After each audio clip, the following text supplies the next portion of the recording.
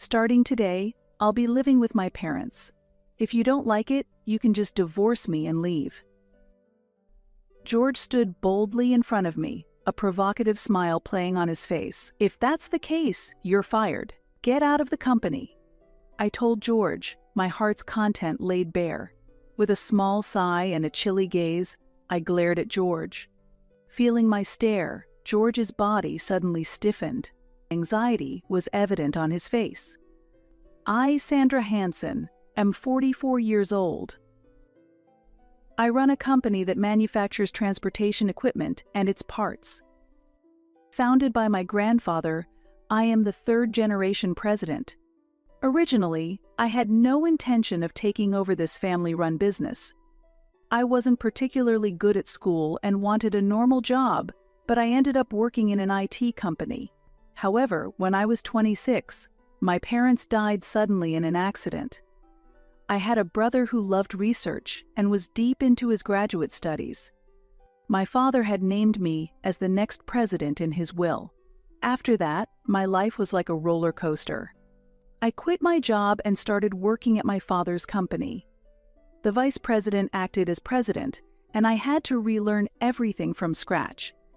I worked tirelessly, sparing little time for sleep, and fervently learned about the company's products and management. At first, many treated me cautiously, but gradually they warmed up to me. I found enjoyment in my work and became president at the age of 40. I immersed myself in my job, putting the company first in my life. As my colleagues married off, I still had no partner. I always prioritized work over fun. For the company, I traveled domestically and internationally, so busy that I barely remember Christmas. Relatives began to press me about succession issues. Every time we met at family gatherings, they made inconsiderate comments like, "You better hurry up or you won't be able to have kids." Some people asked, "Aren't you lonely?" but their concern only led to more nagging. I responded with a wry smile and quickly left the situation. My dedication to the company paid off, and business was booming. Embracing IT technology was a key to success. As things eased, I finally had some leisure time. That's when I met George at a bowling alley. I started bowling on a light recommendation from a business associate, and it suited my personality. Now I have my own bowling ball and shoes and even participate in tournaments. George was a regular at the bowling alley. He was an engaging conversationalist, taught me many things I didn't know, and we even competed in pairs tournaments. After several meals together, he confessed his feelings, and we started a relationship. George is the same age as me but looks so young he's often mistaken for someone in his 20s. People sometimes mistake me for his older sister. Do I look that unreliable? He would blush with embarrassment whenever it happened. George has many hobbies. He doesn't just watch sports like baseball, soccer, and golf, he actively participates in them. Influenced by him, I started golfing too. Not just sports, he also invites me to concerts and Broadway performances. Through my interactions with George, I've encountered many new worlds and become passionate about them. Time spent with George is always exciting and fun. At 44, having a boyfriend for the first time might be making me a bit giddy. Amidst these fluttery feelings, George made an unexpected proposal. "I want you to meet my parents." I was at a loss for words at his sudden suggestion. "If we're going to get married, I want to introduce you to my parents." It was about 2 months since we officially started dating. It felt it was a bit soon, but I was also aware of my age. I wasn't without apprehension, but I also felt joy. I couldn't think of a reason to refuse. We visited George's parents' home a week later. The house was orderly and filled with a pleasant scent. In the living room, George's father and mother warmly welcomed us. George's mother had an elegant air, her hair dyed a beautiful shade of purple. "How lucky my son is to be dating such a lovely lady," she said, all smiles. "You are truly a wonderful young woman." Blushing from their compliments, I felt a bit embarrassed. George's parents continued to praise me, making my face turn red. George stood beside me, looking proud. "That right, Mama. It's rare to find someone like her at 44 years old," he said with a smile, though I felt a bit uncomfortable with his words. Suddenly, a wave of anxiety washed over me. But George and his parents were laughing happily together. With such wonderful parents, I felt we could build a good relationship after marriage. The earlier anxiety gradually faded. However, hearing George call his parents Mama and Papa made me ponder. I used to call my parents the same when I was young, but is it common for an adult man to do so? It seemed unusual to me. I may be unaware of common societal norms myself. Having lost my parents early and devoted myself to my work, I realize I lack common social knowledge. The discomfort I felt towards George may be due to my own deviation from common sense, and I tried not to dwell on it. George likely has a good relationship with his parents. He often praises his mother, which is not a bad thing. However, when we were talking about cooking, George made a slightly awkward comment. "Mama's meat and potatoes is the best in the world." Furthermore, he lightly criticized the meat and potatoes I made. "Yours is a bit." I couldn't keep smiling after hearing those words. This is a good opportunity to ask for the recipe. George's tone was different than usual. Why is he so condescending? Unaware of my confusion, he was laughing happily with his mother. George's mother took out a notebook and started writing down the recipe for meat and potatoes.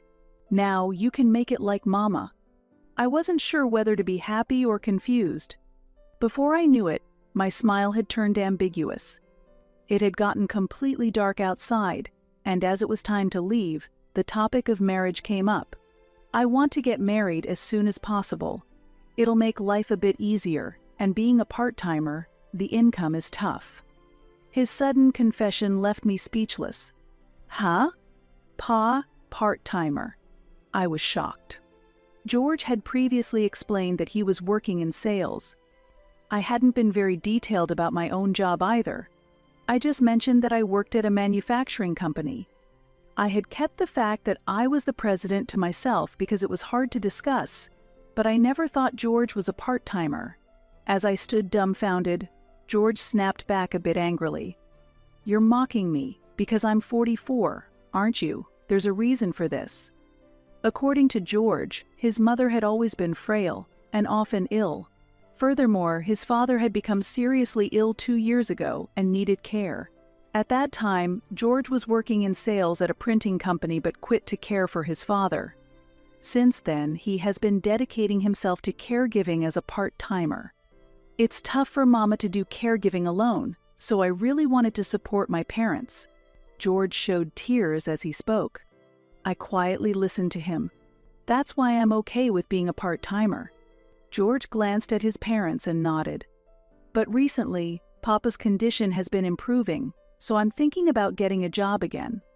I'll do my best when I marry you, Sandra." George sniffled and murmured quietly. I blamed myself for feeling disappointed about him being a part-timer.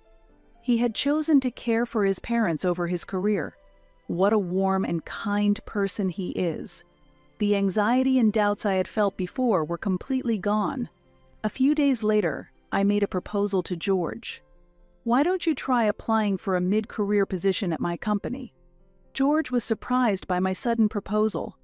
"If you think it's a good idea." I made sure not to pressure him. He seemed a bit hesitant about working at the same company.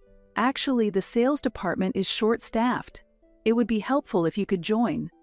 I carefully chose my words while respecting his pride. It's a different department from mine. But George had other concerns. "If I work, I want to earn properly. I want to reassure Mama." He was still focused on financial issues. Maybe he thought I wasn't earning enough. So I took out a tablet and showed him the job information from my company. I explained the details of the average salary, holidays, paid leave, and benefits. This might actually be good. He looked at the tablet screen intently and seemed a bit more interested. Since the company was planning to expand the sales department, George was hired. When George applied, I quickly informed my secretary about the matter. I might ask my secretary to handle any issues that arise in the future. I also asked my secretary to handle some updates on the website. Once George's hiring was confirmed, we planned to submit our marriage registration immediately. We decided not to have a wedding ceremony. I didn't want my relatives to know, and I wanted to keep the fact that I am the president a secret from George. I expected my in-laws to object, but surprisingly, they agreed smoothly. The only thing George's mother was concerned about was how often we would visit their home. Instead of a wedding, we decided to have a meal at a restaurant and postpone our honeymoon. George himself wasn't very enthusiastic about a honeymoon for some reason. I don't want to be away from Mama and Papa. Again, Mama and Papa. I still felt uncomfortable with his way of speaking. Regarding our new home, a real estate agent recommended a newly built single-family house, but considering George's status, I decided to decline. I thought it was better to avoid unnecessary spending. Ultimately, I decided to start a new life in the apartment I was living in. George agreed to it as well. It was probably because it's close to his parents' house. After we moved in together, I began to notice changes in George's behavior. Suddenly, he started acting as if he looked down on me. Which department do you belong to? George doesn't think of me as a business owner, and while I don't hide that fact, I preferred it to be as little known as possible. In such a situation, George made an unbelievable remark. "Well, it doesn't matter. I'm going to have you quit anyway." I was shocked by his words. Huh, quit. Who is quitting? What in the world is happening? Could it be that not George, but I am the one being asked to quit? A foreboding feeling stirred in my heart. George glanced at me and smirked maliciously. That unfamiliar smile was extremely unpleasant, and I shivered. Suddenly, I felt a chill. "Do you have any complaints?" George looked at me very coldly. My heart began to beat wildly. Holding my chest, I somehow managed to argue that I had no intention of quitting my job. Then, an idea struck me. Perhaps George wants children. "Are you thinking about when we have children? My company has excellent maternity and paternity leave policies." Before I could finish, George said something unbelievable. "I'm not thinking about children. I'm too busy taking care of Mama and Papa." I couldn't grasp the meaning of George's words and tilted my head. At that, George sighed heavily in exasperation. "That's what I said. It's my parents who need care." I was startled by George's sudden shout, but I tried to calm down and respond. "I know about your father's condition, but you said he's been doing better lately. That's why you returned to work, isn't it? Maybe he's okay now, but my parents are old." George showed intense anger. "And you're not worried about that? Such a heartless daughter-in-law." George's voice echoed throughout the room. I was confused and couldn't understand his reasoning. I tried to cool my head and sort out the situation. It seems George is planning to leave the care of his parents to me. Moreover, he seems to be planning to make me quit my job to focus on caregiving. As if his anger had subsided, George smiled slyly. "I'm not saying you should quit right away. It's better if we both work because it increases our income. It seems my income is important for now. From now on, we'll go back to my parents' house on days off. You'll come with me. Every week?" I was willing to help as much as I could, but being forced to provide care every week felt wrong. The most surprising thing was George's changed attitude. Before marriage, he was a cheerful person with many hobbies, always finding joy in anything. He was always a bright and reliable person. I was speechless at how much George had changed. I had just heard from the real estate agent that a new single-family home was being sold right next to his parents' house. Moreover, there were many inquiries about the property, and I had already completed the contract. I had hoped that moving there might change George. But visiting his parents' house was no longer something I looked forward to. However, his parents welcomed me warmly. "Welcome, we have cookies as a souvenir. Please, have some." My father-in-law laughed heartily, squinting his eyes. I feel bad making you come here on your day off." My mother-in-law showed me careful consideration. "No, not at all. Having you visit feels like our own daughter has come home." Seeing my mother-in-law tear up, my emotions surged. I felt I should proceed with the plan for the new house. I could manage with these in-laws. Every time I visited, my mother-in-law prepared my favorite sweets. I am always moved by her thoughtfulness. I dislike following George's orders, but seeing my mother-in-law's happy face soothes my heart. Since getting married, George and I have started visiting his parents' house at separate times. My work schedule made it difficult to visit every weekend. Sometimes I spend weekends in other regions for business trips. As a compensation, I decided to visit his parents' house on weekdays. One day, I headed to his parents' house. Since I had visited many times, I entered through the front door without ringing the intercom. "Excuse me," I said in a soft voice as I headed to the living room. I heard George's voice from the living room. He was supposed to be at work, so I wondered why he was there as I walked down the hallway.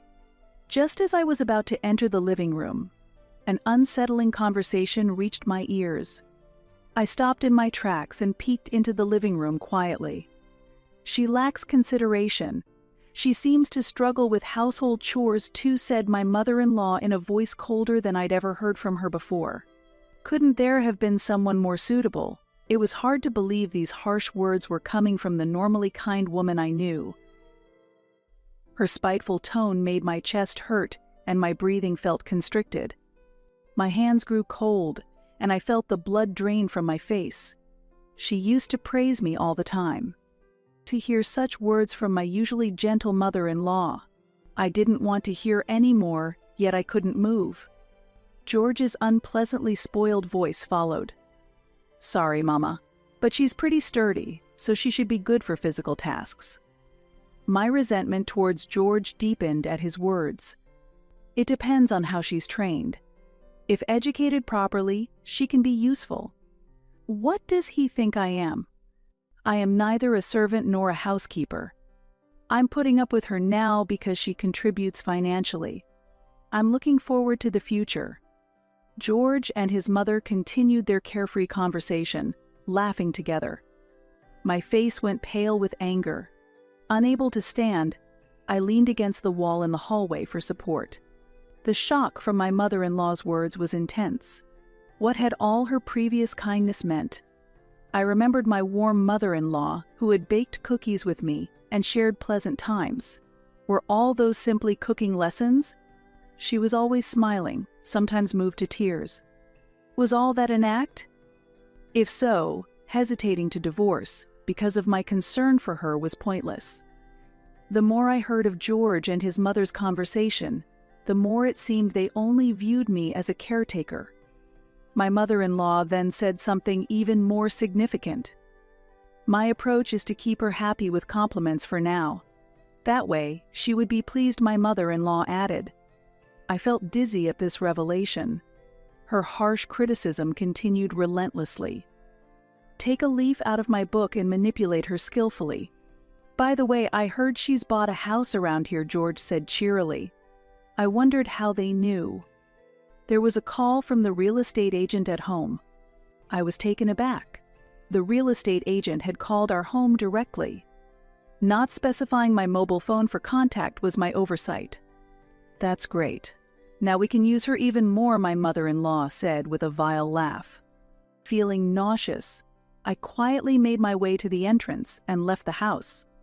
My hand was numb from gripping my smartphone too hard. On my way home, I messaged George and his mother that I felt unwell. I thought I shouldn't have gotten married if it was going to be like this. The word divorce echoed in my mind. I'm the type to act immediately once I've made up my mind. I always prefer to regret doing something than regret doing nothing. In society, divorces right after marriage might be frowned upon. However, I felt it was far worse to stay with unpleasant people, and that acting sooner was the best course. I couldn't stand life with George any longer. I promptly prepared the divorce papers. I also planned to cancel the contract for the new house. If not handled efficiently, I could lose valuable assets due to property division and compensation issues. However, I was confident there wouldn't be a problem using George's lack of morals to my advantage. I have a reliable lawyer and a trustworthy secretary on my side. After making my decision, I became even more cautious in my actions. Without showing any defiance to George, I continued to feign obedience. According to my secretary, George had been causing multiple problems at the company. This was just the tip of the iceberg. A mere divorce might not completely sever ties with George. After resolving the company issues, I wanted to move forward with the divorce quickly. And I intended to keep my role as president a secret. If George or his parents found out before the divorce, it could lead to complications. Embarrassingly, I had confided all of George's issues to my secretary. With my secretary's help, I was preparing for the divorce. Living with George was suffocating. I felt like I wasn't truly alive. When I happened to meet George at the company one day, he approached me with a broad smile. Perfect timing. He grabbed my hand and pulled me into a nearby meeting room. "Is there something you're hiding from me?" he asked with a sly laugh. Fear coursed through me at his tone. "I heard you bought a house? I got the call that it's ready to move into." I sighed involuntarily. It was the house matter, after all. "Starting today, I'll be living with my parents. If you don't like it, you can just divorce me and leave." I was left dumbfounded. It seems I have no choice. It's time to seriously face George. George stood there smugly, puffing out his chest and sneering down at me as if I would quickly submit and obey. The time when I complied with George's demands for his mother's sake is over. I had trusted his parents, but now that I know his mother's true nature, I can no longer trust them at all. "If that's the case, then you're fired. Get out of the company." In response to George's angry shout, I smiled coolly and opened up about what was on my mind. "Ha!" George let out a perplexed sound, his face full of confusion. Perhaps he thought it was some strange joke. He quickly composed himself and smirked again. "Fired? What can you do? You're not even my boss. Have you lost your mind?" I sighed quietly and stared at him coldly. The moment he met my gaze, George's body stiffened. His expression was filled with anxiety. I took a deep breath and continued calmly. "You're the one who's mistaken. Not even knowing who the president of your own company is." I showed George the company newsletter. It featured an interview with the president, my photo prominently displayed. After staring at the newsletter, George looked up at me in shock. "You're really the president. This must be a joke, right?" His face paled, and he murmured under his breath as his complexion turned ashen. "Have you finally realized?" George seemed to deflate, collapsing right there. I really didn't know. George was shaking and his voice quivered. "You didn't know? That's impossible. You just chose not to find out." He could have made an effort to know at any time. That newsletter was also available in the company's break rooms and cafeteria. A simple search on his smartphone or computer would have brought up my photo immediately. Even if the company website was deleted, my photo could be easily found. George simply had no interest. His lack of passion for his work had resulted in him being relegated to simple clerical tasks within the company rather than sales. He was only concerned about income, vacations, and benefits. My existence was of no consequence to him. But that was not enough for me. "This isn't the end. We still have to discuss our divorce." George was visibly shaken. "Hey, do you even understand what you're saying?" He must not have thought I would agree to a divorce. "Yes, I can't be the wife you want. So, I'm going to divorce you." I pulled out the divorce papers from my bag. I had been carrying them ever since I made up my mind. "Do you really understand what you're doing?" George looked incredulously between the divorce papers and me.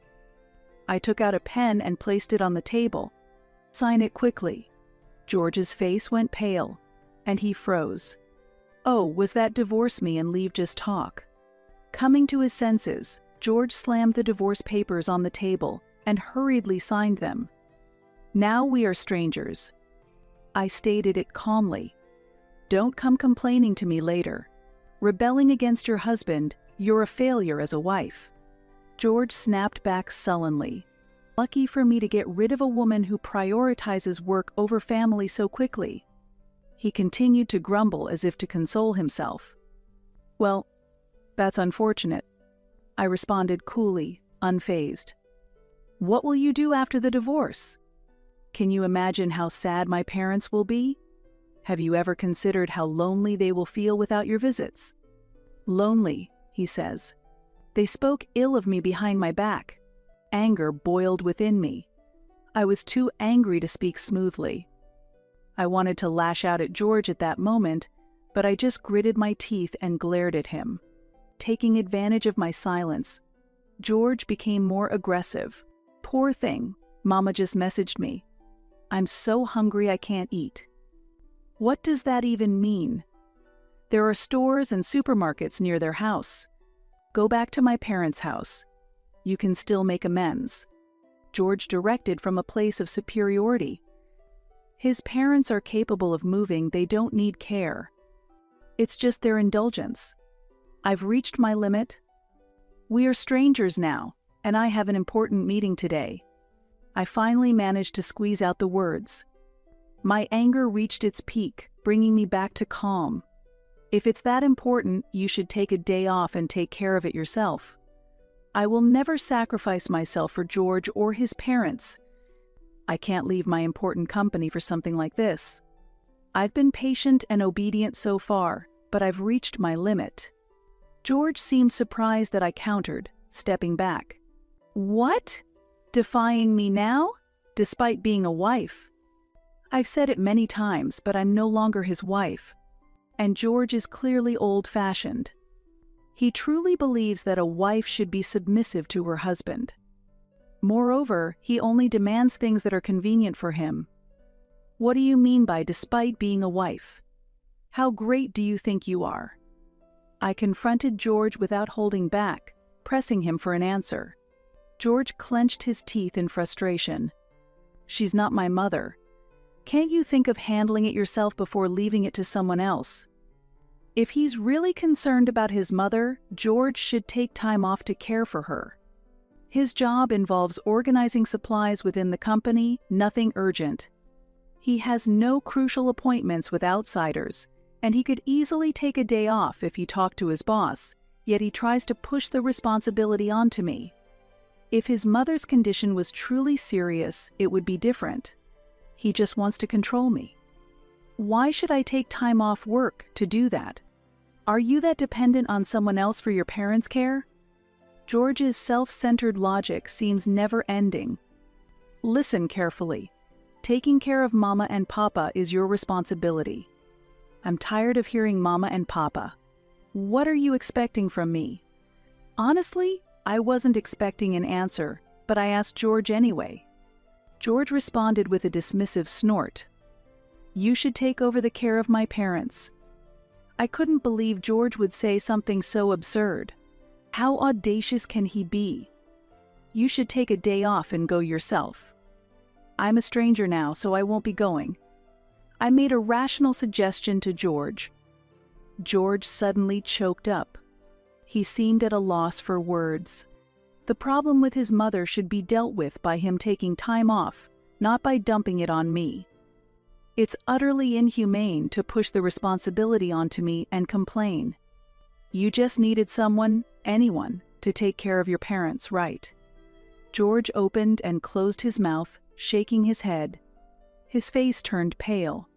That's not true. If I had known you were the president, I wouldn't have asked you to do caregiving. Just moments ago, he was saying despite being a wife, and now he quickly changes his tune. It's clear he just wants to use me for convenience. So now, he's trying to sweet-talk me. But with his next words, George exposed his own contradiction. Well, if there was money, we could hire someone, right? Ultimately, That's the crux of the issue. George relies on others a lot. So you're just going to leave the caregiving to someone else and do nothing but have fun? That's not what I mean, George replied with a smile, countering my statement. If they had managed to manipulate me more skillfully, that might have been a possible future. Thinking about it sends chills down my spine. What if I hadn't known the true nature of George's parents? I might have happily agreed to his proposal. There was also the option of George dedicating himself to caregiving while I supported the household financially. He gave up that opportunity himself. For me, it might have been a fortunate mishap. George looked at me pleadingly, his eyes tearing up. Please, let's not divorce and live together again. We used to get along so well, didn't we? Let's go on dates to various places again. I remembered the various places we had dated. The places you took me were really charming and fun. George's expression brightened. He must have felt a glimmer of hope, but I was foolish to be deceived by that. After we got married, it was hell. I glanced at my watch deliberately. Well then. I have to prepare for a meeting. I'll contact you later about the dismissal. I lightly waved my hand and placed it on the door to leave the meeting room. As I opened the door, George suddenly grabbed my wrist. He looked at me with a gaze filled with anger. The conversation isn't over yet. Fired and divorced? I can't be okay with that. George, tears in his eyes, raised his voice in protest. And what? You're the president. His words mumbled towards the end, and he eventually let go of my hand. Actually, the divorce proposal was from George. It was their fault that I couldn't reveal I was the president. George probably didn't think I would accept the divorce. He must have thought that by threatening divorce, I would comply. And when he found out that I was actually the president, he must have been shocked. This is not how adults should act. George is clenching his teeth in frustration. He seems to regret his lost fortune, but that's not my problem. Your foolishness. At my words, George became enraged and raised his voice. Are you kidding me? Can a major company's president fire an employee just because of a divorce? That's outrageous. George puffed out his chest as if he was making a legitimate argument. His thinking is too immature. My opinions are not understood, and he just seems to be making selfish demands. I'm so tired of dealing with him that I inadvertently covered my face. Seeing this, George grinned, showing his white teeth. Got to the point, didn't I? Let's see what happens if I get serious. You'll be in trouble. I'm just tired. I thought about staying silent, but I pulled a piece of paper from my bag. I read the names written on it. Ms. Johnson from General Affairs, Ms. Stone from Sales, Ms. Baker, and Ms. Ford from Accounting. I said this much and looked at George. Sweat was beading on George's forehead. Shall I read all the other names too? George stepped back toward the wall. The people I just mentioned, they're the women you've been persistently bothering, aren't they? This information was brought to me by my secretary. The HR department received complaints, which my secretary relayed to me. Only my secretary knows that we were married in the company. I couldn't believe it when I heard it.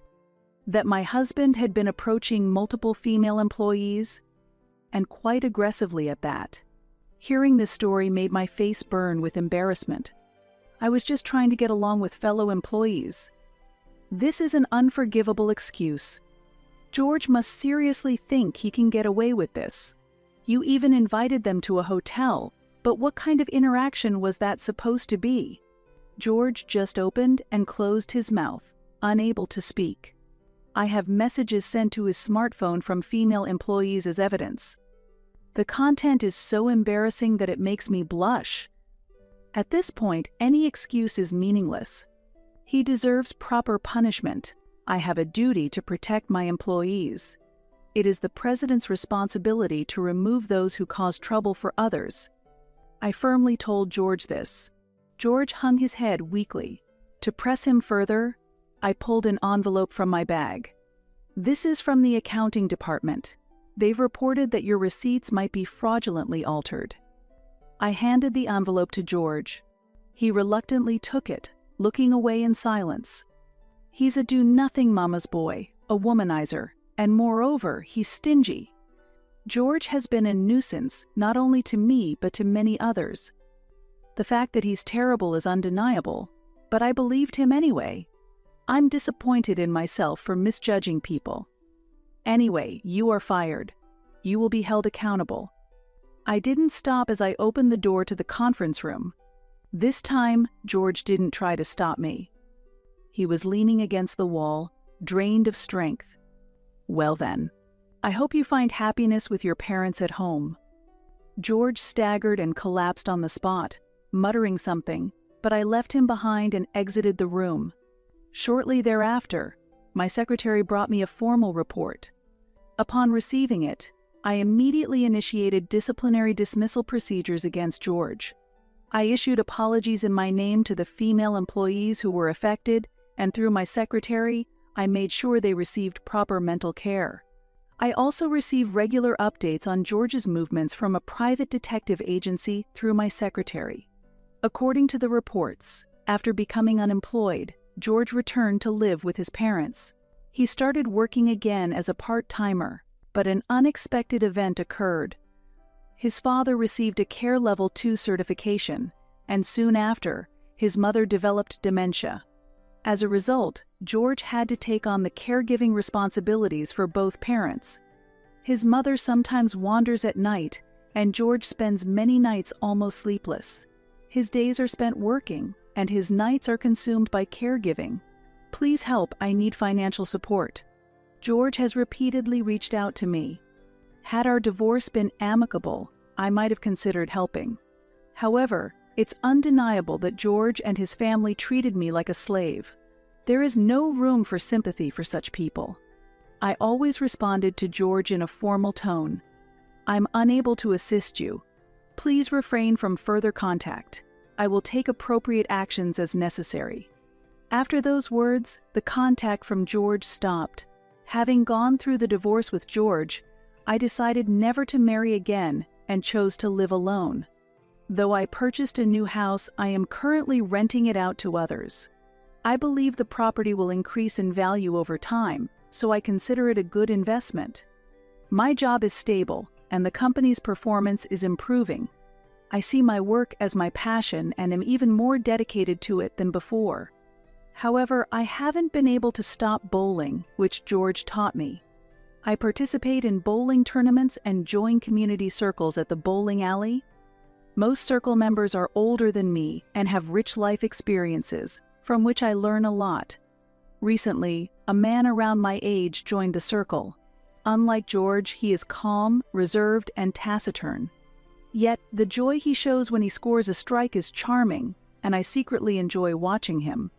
Now, I tell myself that work is my life's purpose and live each day to the fullest. Believing that happiness will find me again someday, I hope for that day to come as I continue